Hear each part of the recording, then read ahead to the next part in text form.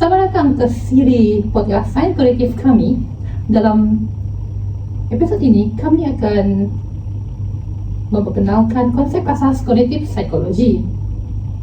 Kognitif psikologi adalah cabang psikologi yang berfokus kepada kajian proses mental dalaman yang mempengaruhi tingkah laku manusia. Sebelum kita bergerak kepada topik yang lebih mendalam, sebelum kita masuk ke mendalam, boleh kita memperkenalkan diri dahulu. Boleh saya tahu siapakah nama? Hai, saya Maria Levia. Saya Angelina Santek. Hai, saya Esther Uwang. Halo, saya Rupini Lobi. Hai, saya Derwini. Hai, saya Maxine Hui.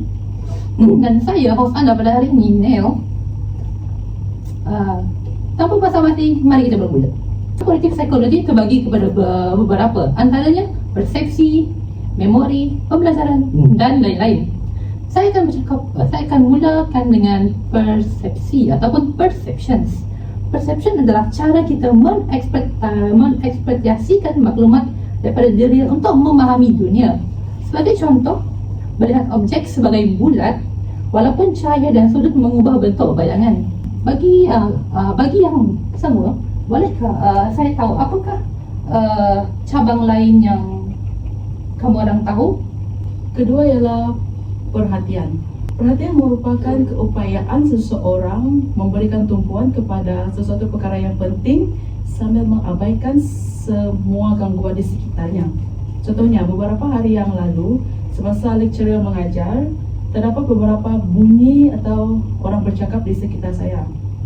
Tapi saya masih dapat faham apa yang lecturer itu cakap, di mana saya memberikan tumpuan terhadap apa yang lecturer cakap dibandingkan dengan gangguan iaitu orang bercakap.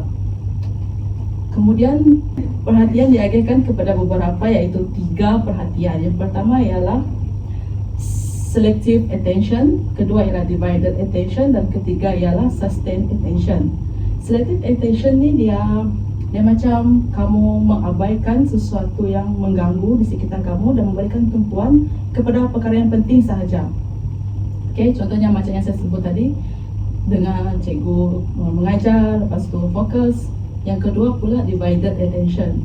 Divided attention ni kamu memberikan tumpuan kepada 2 hingga 3 perkara, 2 hingga 3 lebih perkara, tapi benda tu tak sangat-sangat kurang berkesan kalau kamu nak belajar apa semua. Sebab kamu perlu fokus terhadap banyak perkara. Jadi tidak direkomend, tidak di Yang ketiga ialah sustained attention. Sustained attention ni semasa kamu contoh buat tugasan, buat apa-apa tugasan, kamu memberikan seluruh tumpuan kamu terhadap tugasan yang diberikan.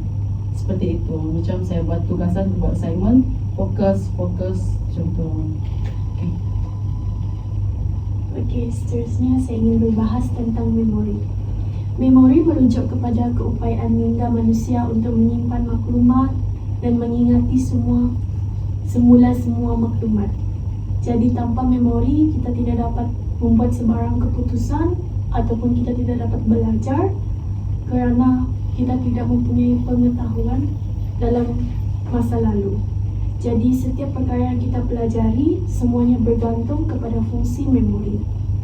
Memori dia terbahagi kepada 2, iaitu memori jangka pendek dan juga memori jangka panjang. Di sini saya ingin mengulaskan tentang memori jangka pendek. Memori jangka pendek dia menyimpan maklumat yang sedang kita gunakan pada masa itu. Misalnya, kita ingin cuba mengingati semula nombor telefon yang sebelum kita menulisnya. Seterusnya, penjelasan tentang memori jangka panjang pula. Memori jangka panjang ni dia menyimpan maklumat untuk tempoh yang lebih lama. Misalnya, saya mengingat semula pengalaman saya yang lama, iaitu di mana saya belajar untuk pertama kalinya mendunggang basikal. Okey. Terima kasih. Macam mana dengan yang lain? Okey, bagi pendapat saya akan menerangkan bagi konsep pembelajaran. Sebenarnya pembelajaran ni berlaku dalam fikiran kita, yang bukannya sekadar kita baca atau fokus sesuatu benda tu, tapi kita harus faham dan ingat maklumat. Jadi semuanya bermula dengan perhatian, atau kalau kita tak fokus, maksudnya kita susah untuk belajar. Selepas itu maklumat akan diproses dan disimpan dalam ingatan, sama ada jangka pendek dan jangka panjang. Itu saja.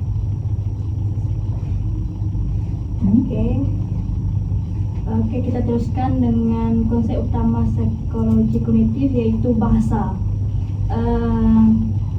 Untuk pengetahuan semua, di dunia ataupun di seluruh negara terdapat beribu-ribu bahasa yang kita dapat pelajari atau yang belum kita ketahui juga. Contohnya di Malaysia. Di Malaysia ada berpuluh-puluh bahasa, setahu saya lah. Kalau dekat Sarawak ni kita ada yang majoritinya bahasa Iban, bahasa Melayu. Kalau semua orang nak tahu, bahasa ni merupakan sesuatu yang penting ataupun alat yang penting untuk menyampaikan maklumat, untuk kita berkomunikasi. Bahasa juga merupakan sesuatu yang penting untuk kita memahami satu sama lain. Kalau kita tak faham, maksudnya bukan kita tak faham bahasa. Kita macam memerlukan bahasa untuk mengenali satu sama lain. Melalui bahasa juga kita dapat mengenali cara seseorang bercakap, bagaimana cara hidup dia, budaya dia. Selain itu juga bahasa ni kita dapat gunakan sebagai simbol ataupun idea kepada perkataan. Tidak semua orang faham bahasa yang sama, tetapi bahasa juga dapat menyatukan semua orang. Apa yang saya boleh bahaskan lagi, bahasa juga dapat memupuk perpaduan. Contohnya di negara kita, Malaysia. Selain itu juga, kalau bahasa ni, kalau dalam psikologi kognitif, dia dapat dia memainkan mekanisme penting untuk otak kita. Sebenarnya kalau seseorang dapat fase dalam kalau kamu orang nak tahu, sebenarnya satu manusia dia boleh fase 5 ataupun lebih ke 5 hingga 10 bahasa. Satu manusia sebenarnya, sebab otak kita kompleks. Kita boleh ingat, kalau saya boleh tahu sekarang ni, kalau saya 4 bahasa yang saya tahu. Itu saja daripada saya. Kita teruskan dengan yang lain. Saya ingin membentangkan pembelajaran. Pembelajaran ialah proses di mana kita belajar sesuatu yang baru melalui pengalaman, latihan dan pengulangan. Dalam psikologi kognitif, pembelajaran bukan sekadar menghafal maklumat, tetapi melibatkan cara minda kita memahami dan memproses maklumat tersebut. Contohnya, apabila seseorang benar-benar faham sesuatu perkara, mereka bukan sahaja boleh mengingatinya, tapi juga boleh menggunakannya dalam situasi lain. Ini kerana maklumat tersebut telah diproses dengan baik dan disimpan dalam ingatan jangka panjang. Sebagai contoh, dalam pembelajaran sains, pelajar yang menjalankan eksperimen sendiri biasanya lebih mudah memahami konsep yang diajar. Dengan melibat dan mencuba sendiri, pelajar dapat memahami sebab dan akibat sesuatu fenomena berbanding hanya membaca teori dalam buku teks. Oleh itu, pembelajaran yang melibatkan pengalaman secara langsung adalah lebih berkesan dan bermakna. Okey, so yang terakhir adalah perkembangan kognitif. Perkembangan kognitif ni dia merujuk kepada perubahan cara kita berfikir dan memahami dari bayi hingga kita dewasa. Sebagai contoh, teori Piaget tentang tahap perkembangan kognitif kanak-kanak. Kalau dari umur 0 hingga 2 tahun, dia dipanggil sebagai sensory motor, iaitu pembelajaran melalui deria dan tindakan yang dilakukan semasa bayi yang berumur dari 0 sampai 2 tahun. Dan yang kedua, bagi bayi yang berumur yang dah berkembang dari 2 tahun hingga ke 7 tahun, dia dipanggil sebagai praoperasi.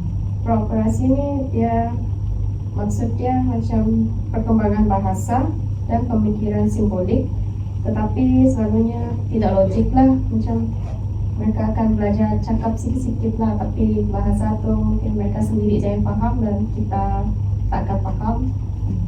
Dan yang ketiga, dari umur 7 tahun sampai 11 tahun, ianya dipanggil sebagai operasi konkret, di mana ianya merujuk kepada pemikiran logik bermula tentang peristiwa konkret, iaitu fizikal lah. Dari segi fizikal, bayi akan berkembang, membesar dari segi fizikal mereka lah.